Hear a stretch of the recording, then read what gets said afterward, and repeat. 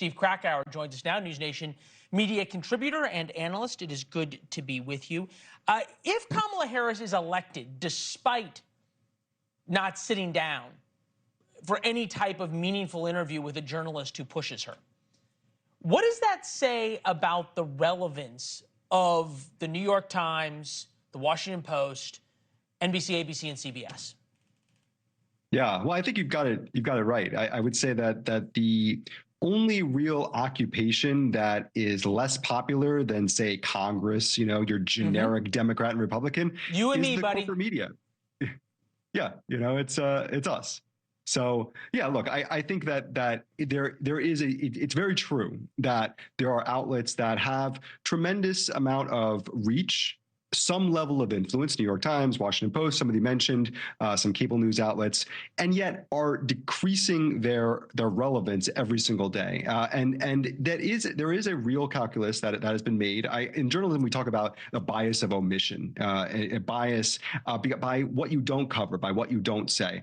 I would say that Kamala Harris is running a campaign of omission. It's a campaign that is devoid of doing anything that can possibly maybe negatively affect her. And what that includes is completely bypassing a media apparatus that largely is kind of on her side. Let's just be totally honest. These are not people that are trying to trip her up necessarily.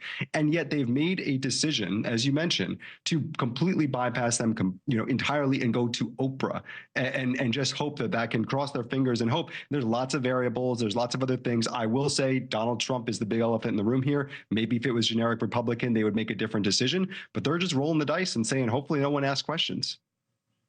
Yeah, and hopefully those media outlets that you talked about they land some blows. I think you're starting to see the New York Times and in particular CNN. Now, yes, they don't like Donald Trump, but for their own credibility, they feel the need to at least point out that Kamala Harris isn't doing interviews. Here's Dana Bash on CNN. When you listen to Kamala Harris on what she will do, you can almost start a drinking game every time she says small businesses. There is not a plan to say that we're going to lower the cost of your grocery bill to what it was in 2019. Trump has an answer that gets him through these questions. And Harris, I think with a different set of incentives and a different relationship to something she can back up in a policy paper, she doesn't have an answer.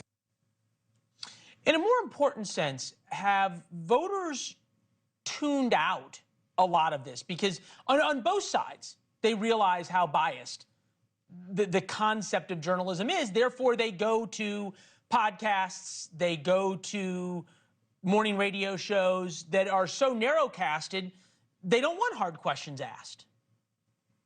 I think there's a few things at play. First of all, I mean, that's a great point, right?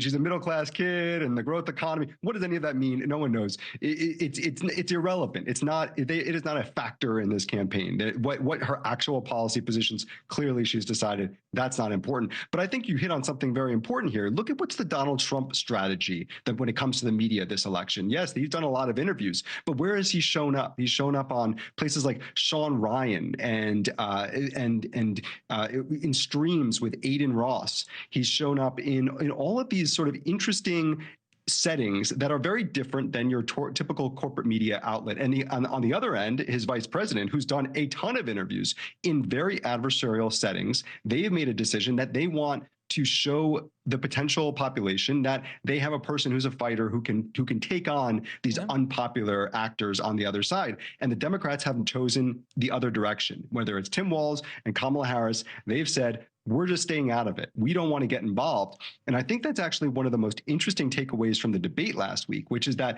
it may have seemed like Kamala Harris won that debate. And by all accounts, she did, if you look at the polling. But there's lots of people, when you talk to those undecided voters, the New York Times and others, CBS did a really interesting focus group, they're saying, we didn't hear anything from her. So yeah, I guess she won, but what did she actually say? We don't know. And she's not telling us in interviews either.